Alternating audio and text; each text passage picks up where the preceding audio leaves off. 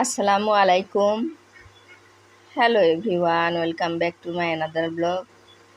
আজ সকাল সকাল আমার ভাই মাসুম বলতেছে যে আসলে পুকুর থেকে টাটকা মাছ তুলে ভাজি করে খাওয়া হোক।